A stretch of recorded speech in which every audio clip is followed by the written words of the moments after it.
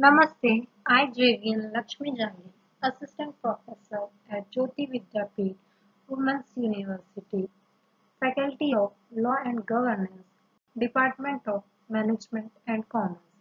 My subject is Business Organization. Today I am going to discuss about the topic of cooperative society or cooperative organization.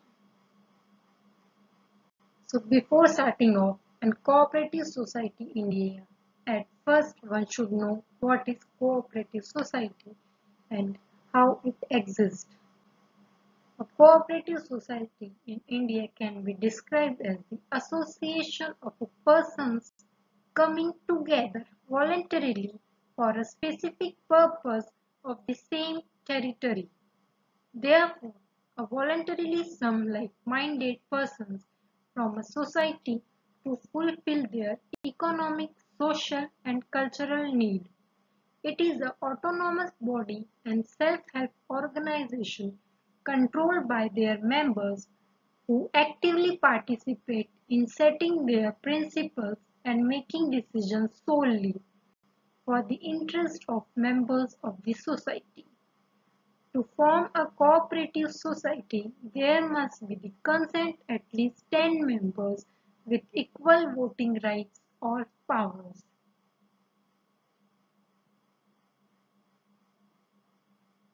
You can take the example of Amul also for cooperative society. So basically, what are the features of cooperative society in India?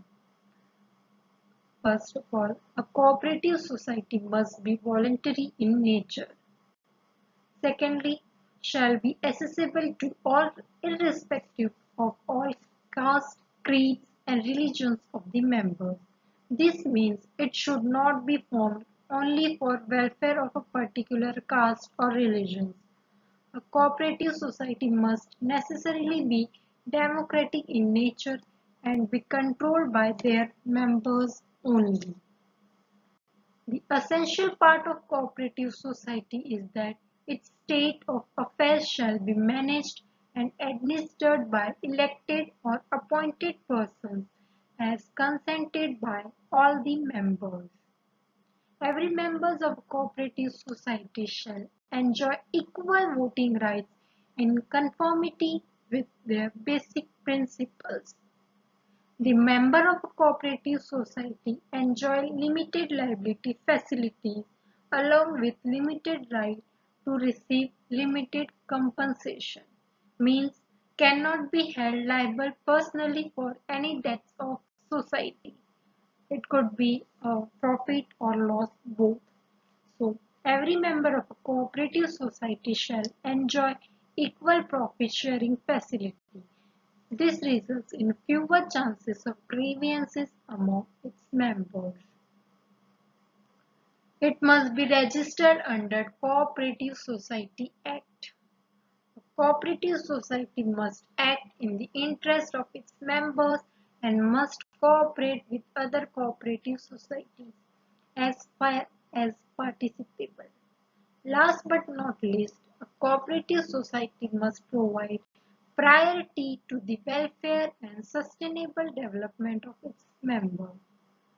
The main feature of cooperative society in India is that members produce articles or goods by themselves and directly sell those things to customers, resulting avoidance intermediaries. Being a non-profit seeking entity, a cooperative society delivers various social services to the community. It not only takes from the society but returns back to the community by engaging in different social activities like blood donation, Swachh Bharat Abhiyan, arranging educations among the poorest and many more.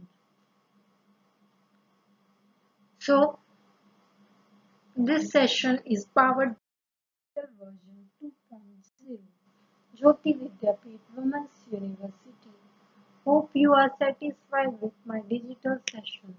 If you have any query, please mention in the comment box so I will resolve